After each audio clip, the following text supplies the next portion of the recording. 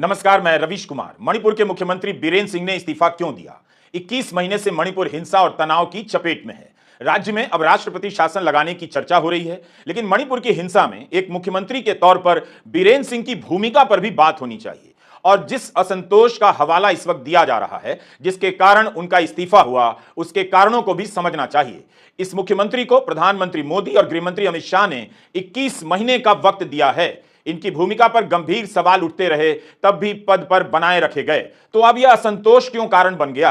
कहीं इस बार इस्तीफे के लिए असंतोष का नाटक तो नहीं खेला जा रहा है? याद रखिएगा, जून 2023 में बीरेन्द्र सिंह ने इस्तीफा देने का नाटक किया था, तब भी उनका इस्तीफा नहीं लिया गया। उस समय बीरेन्द्र सिंह के समर्थकों ने उनका इस्तीफा पत्र फाड़ दिया और उन्होंने कहा कि मणिपुर की जनता उन्हें इस्तीफा नहीं देने दे रही है। क्या तब बीजेपी में उनके खिलाफ असंतोष नहीं था? बिल्कुल था। 21 महीने में बीजेपी के खुद के मंत्रियों, विधायकों और नेताओं पर हमले हुए, लेकिन बीरेन्द्र सिंह का इस्तीफा नहीं लिया गया। जून 2023 में भाजपा के 9 विधायकों ने प्रधानमंत्री मोदी को मेमोरेंडम दिया और कहा कि लोगों का बीरेन्द्र सिंह की सरकार से भरोसा खत्म हो गया है। उसके बाद भी 20 महीने तक बीरेन्द्र सिंह अपनी कुर्सी पर बने रहते हैं। बीजेपी समेत अन्य दलों के विधायकों ने अलग से कुकी राज्य की मांग कर दी और उस मांग को लेकर दिल्ली आ गए, अमित शाह से मुलाकात की। विधायकों के दल ने यह भी आरोप लगाया कि उन्होंने प्रधानमंत्री से मिलने का समय मांगा, लेकिन प्रधानमंत्री उनसे मिले बगैर अमेरिका दौरे पर चले गए। बीरेन्द्र सिंह के खिलाफ बगावत करने वालों में सिर्फ कुकी विधायक नहीं है, मैतेई समुदाय के विधायकों ने भी अपना समर्थन वापस लिया है। बीजेपी में शामिल कुकी जो समुदायों के 7 विधायक पहले ही इंफाल से बाहर रह रहे हैं। बीजेपी के भीतर बीरेन्द्र सिंह को लेकर नाराजगी हमेशा रही है, लेकिन केंद्रीय नेतृत्व उन्हें बचाता रहा। क्यों बचाता रहा? किस कारण से बचाता रहा? एक मुख्यमंत्री को तब बचाया गया जब राज्य की जनता का जीवन दांव पर लगा था। हिंसा की स्थिति संभल नहीं रही थी। कुकी और मैतेई के बीच अविश्वास कभी ठीक ही नहीं हुआ।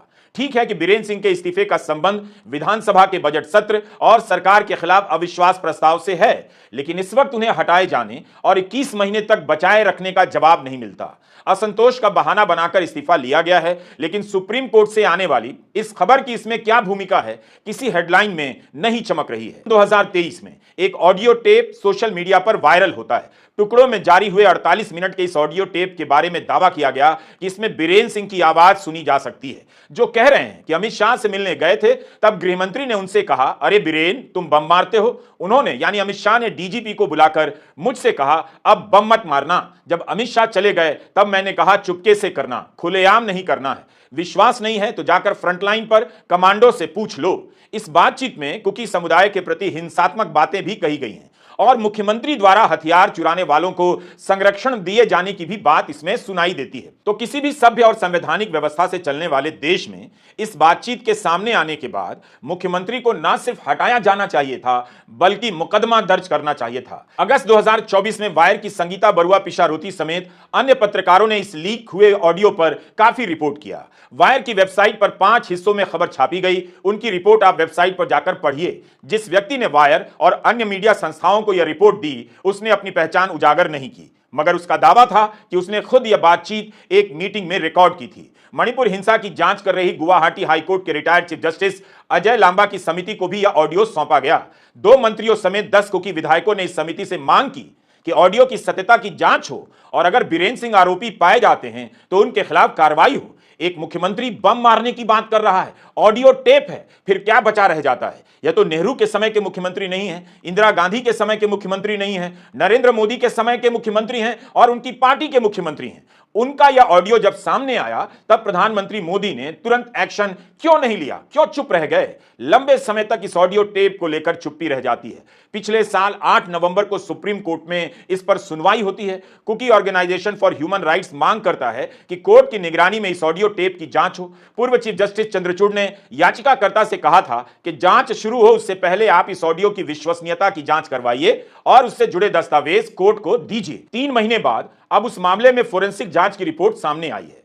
कुकी संगठन द्वारा सुप्रीम कोर्ट को सौंपी गई रिपोर्ट में ट्रुथ लैब नाम की संस्था ने पाया है कि इस ऑडियो में सुनी जाने वाली आवाज बीरेन्द्र सिंह की आवाज से 93% तक मेल खाती है। यानी इस बात की काफी ज्यादा आशंका है कि चुपके से बमों से हमला करने की बात करने वाला आदमी कोई और नहीं, मणिपुर का मुख्यमंत्री बीरेन्द्र सिंह है। 3 फरवरी को मणिपुर और केंद्र सरकार की ओर से सॉलिसिटर जनरल तुषार मेहता ने 3 हफ्ते का समय मांगा। उन्होंने मांग की कि इस दौरान central forensic science laboratory CFSL को भी इस टेप की जांच करने दी जाए।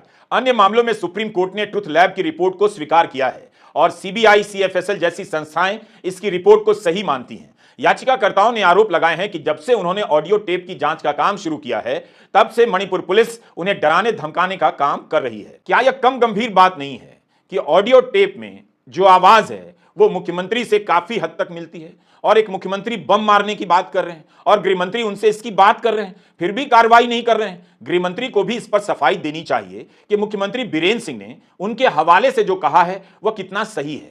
सवाल हटाने का नहीं है, इस्तीफे का नहीं है। अगर ट्रुथ लैब की रिपोर्ट सही है तो केंद्र सरकार को बताना चाहिए कि बम मारने की बात पर मुख्यमंत्री बीरेंद्र सिंह के खिलाफ क्या कार्रवाई होगी, कौन जांच करेगा, या फिर इस्तीफा के बहाने उन्हें बचा लिया गया है। केंद्र सरकार ने अभी तक अपनी तरफ से जांच कर एक्शन क्यों नहीं लिया? क्यों इसके लिए कुकी संगठन को सुप्रीम कोर्ट जाना पड़ा? 21 महीने से मणिपुर तनाव की स्थिति में है। कई महीने हिंसा की भयंकर आग में भी जला।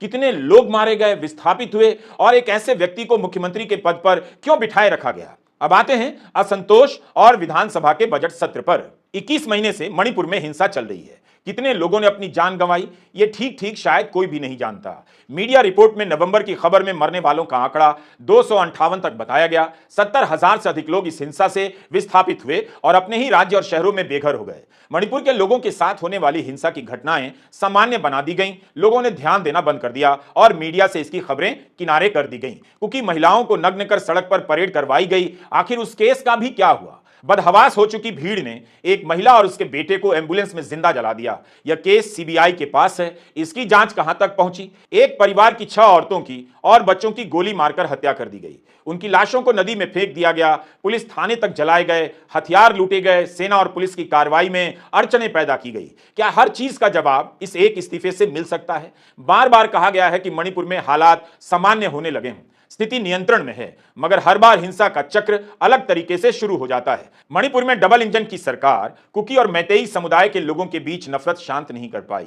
उसे बढ़ावा ही मिलता रहा, दूरियां बढ़ती चली गईं। हिंसा होने की शुरुआत से ही भाजपा के मंत्रियों और विधायकों समेत अन्य पार्टी के नेताओं की मांग रही है कि बीरेंद्र सिंह को पद से हटा दिया जाए, मगर उन्हें नहीं हटाया गया। कुकी संगठनों ने बीरेंद्र सिंह के इस्तीफे का स्वागत किया है, मगर जो इस्तीफा हिंसा के शुरुआती महीनों के भीतर हो जाना चाहिए था, वो अब क्यों हुआ? क्यों इतना वक्त लिया गया? 10 फरवरी से विधानसभा सत्र का बजट सत्र शुरू होने वाला था। उसके पहले ही कांग्रेस और विपक्षी दलों ने अविश्वास प्रस्ताव लाने का ऐलान कर दिया। द हिंदू और डेक्कन हेरल्ड में रिपोर्ट हुआ है कि 4 दिन पहले कांग्रेस विधायकों ने राज्यपाल से शिकायत की थी कि सरकार बीजेपी के विधायकों को धमका रही है कि सरकार के खिलाफ वोट ना करें। ऐसे आरोपों की कोई चर्चा नहीं होती, कोई कार्रवाई भी नहीं होती। कांग्रेस के 5 विधायक हैं और नेशनल पीपल्स पार्टी के 6। कांग्रेस को उम्मीद थी कि अगर बीजेपी के विधायकों ने भी सरकार के खिलाफ वोट दिया तो बीजेपी की सरकार गिर जाएगी।